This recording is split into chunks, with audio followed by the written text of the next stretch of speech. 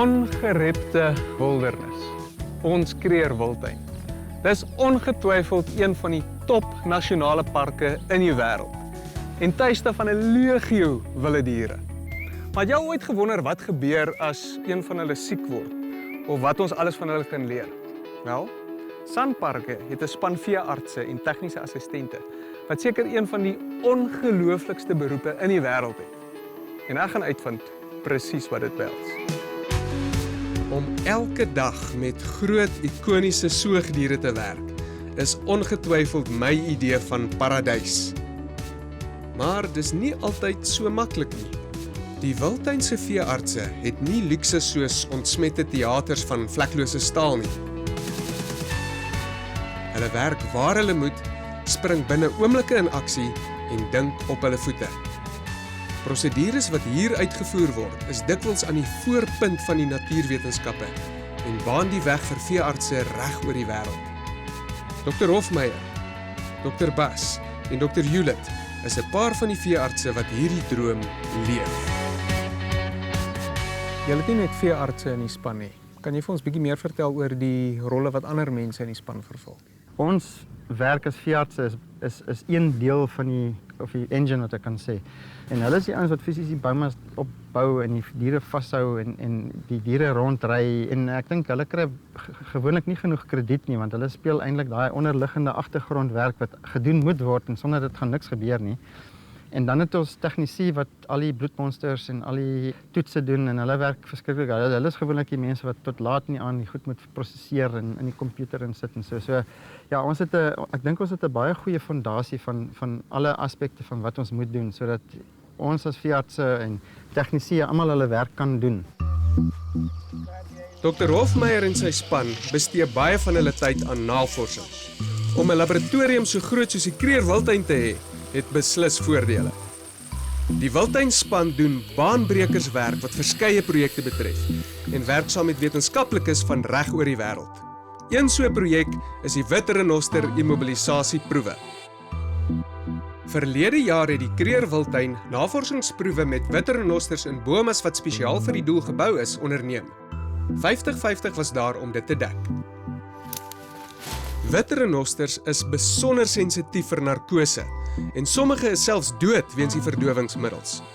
Daarom werk SANparke se veeartse saam met die Universiteit van Pretoria, Wits en Disney om die beste verdowing en suurstofmengsel te vind wat met die immobilisasie van wit renosters kan help. Die aanslag op renosters het ook ander gevolge as net die gruisame dodetal. Wanneer renoster-eienaars byvoorbeeld 'n horing moet verwyder of individue na 'n veiliger plek moet verskuif, moet die diere narkose kry en dit kan ernstige implikasies hê. En dis slegs in 'n plek soos die Kruger Wildtuin waar die span dan die resultate van die geslote bomaproewe in 'n wilde, werklike konteks kan toets. Nie meer die toeganklike individue in gevangenskap nie, maar wilde renosters wat uit die lug verdoof is dwars oor 'n uitgestrekte wildernisgebied.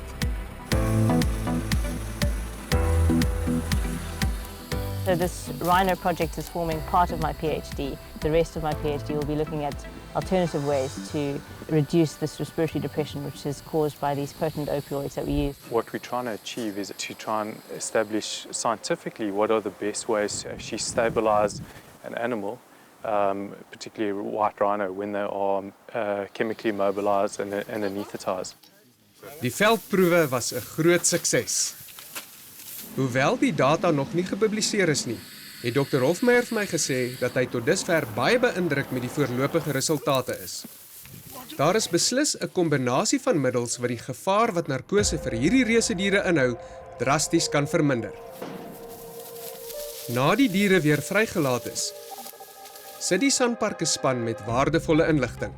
Want wanneer die renosters geïmmobiliseer word, gebruik die span sommer ook die geleentheid om haar, bloed en weefselmonsters vir verdere navorsing te neem. Maar dis nie net renosters nie. Die veeartsenyspan neem biologiese monsters van elke liewe dier waarmee hulle in die wildtuin werk. Daar's meer as 40.000 biologiese monsters in hierdie vertrek. Alles sedert 1997 deur die Sanparke veeartse versamel en meeste daarvan word in hierdie vrieskaste geberg. Nou hierdie versameling speel onder andere 'n baie belangrike rol in wildbestuur. Die DNA kan byvoorbeeld gebruik word om dinge soos bloedlyne te bepaal, asook verspreidings- en migrasiepatrone van diere in die wildtuin. Sodra die tegniese assistente uit die veld terugkeer, word hierdie biobank monsters noukeurig voorberei sodat dit vir 'n onbepaalde tydperk gestoor kan word. Op hierdie manier kan navorsers van dwars oor die land en die wêreld toegang tot hierdie monsters verkry vir enige navorsingsprojek in die toekoms, sonder die ingewikkelde logistiek om 'n wilde dier te immobiliseer. Amerikaanse wetenskaplikes doen 'n studie oor zebra-genetika. Navorsers in Denemarke ondersoek proteïene in ons wit renosters en 'n Suid-Afrikaanse span werk aan TB-weerstandigheid in hyenas en almal van hulle gebruik die Kruger Wildtuin se biobank.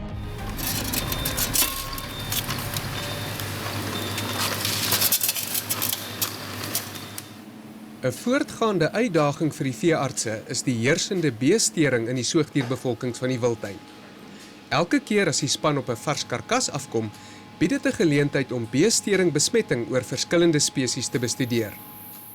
Een van die beste maniere om vir beestering in groot soogdiere te toets, is om 'n bronchiale spoel van die longe uit te voer. Hierdie monster word in die veld versamel en dan na die laboratorium geneem, waar dit in die sentrifuge uitgeswaai word om die bakterieë vir die opsporing van tering te isoleer. Dit is in hierdie smeer wat die span die beesteringorganismes sal opspoor, en enige ander organismes, voor die monsters gelys en in die argiewe gestoor word.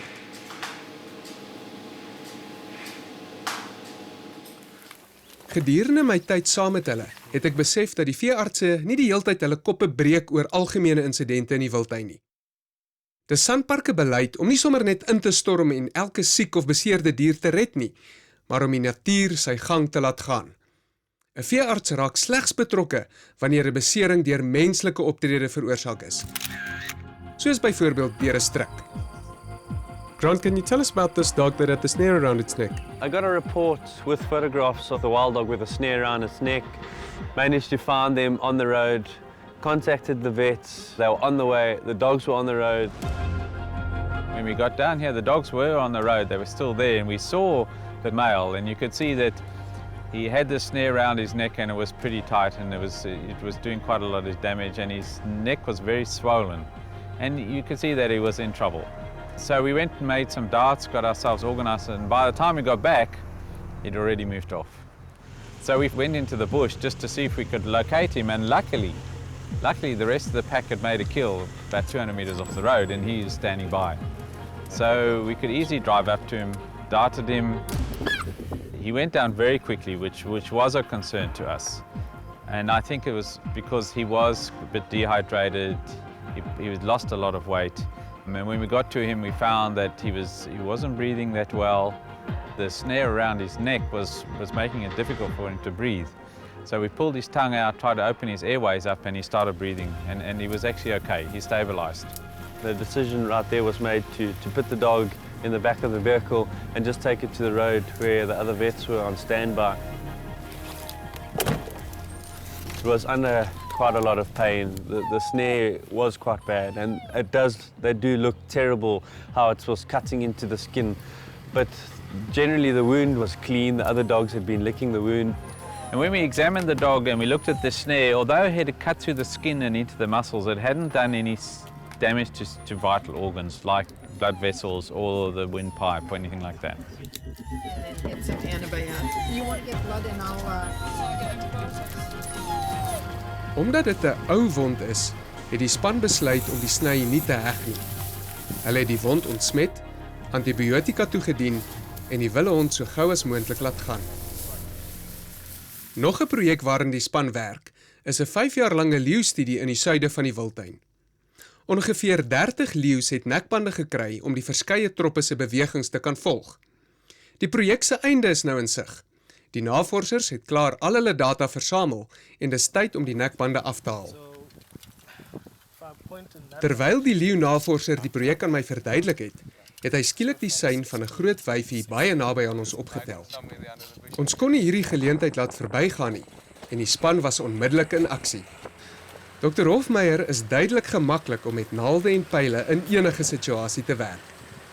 Die trop was aan die beweeg en 'n rooibok karkas is as aas uitgesit om die wyfie 'n bietjie nader aan die pylgeweer te lok.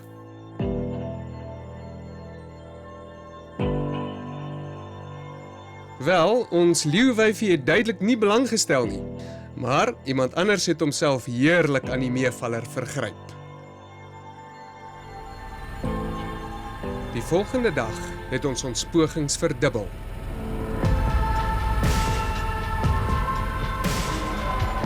Die wyfie sou sekerlik nie 'n ligaanval kon trotseer nie.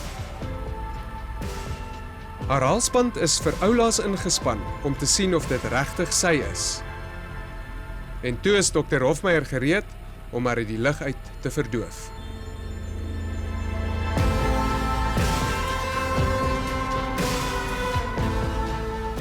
Maar sy is 'n ratse dame.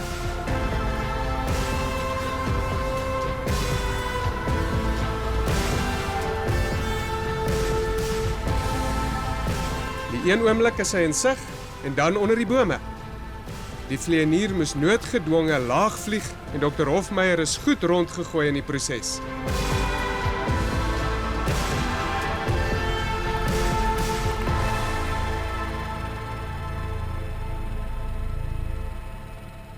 Die pyl is in. En toe sy begin rustig raak, moes ons net wag vir die verdowingsmiddels om in te skop. Maar toe ons eers op die grond is, die meisie was nie van plan om die versiering om haar nek so maklik af te staan nie. Dr. Hofmeyer gaan nou weer verdof en sy is nog steeds wakker.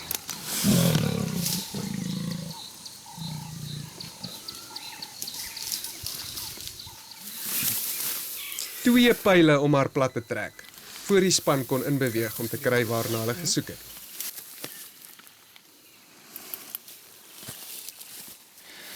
Vir 'n paar jaar lank moes die wyfie met hierdie halsband om haar nek saamleef. En hy is definitief van 'n paar karkasse ook blootgestel. Maar dit was 'n goeie kans vir die navorsers om langtermyn inligting te versamel.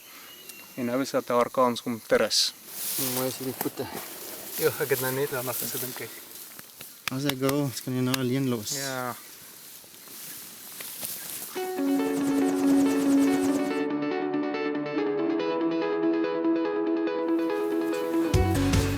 Ten spyte van die uitdagings, het ek nie my gedagtes oor hierdie droomwerk verander nie.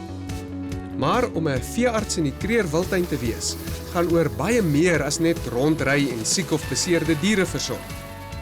Dit verg geweldige vaardigheid om te doen wat hulle doen, en nog groter verantwoordelikheid, want hierdie ouens is die bewakers van ons natuurerfenis.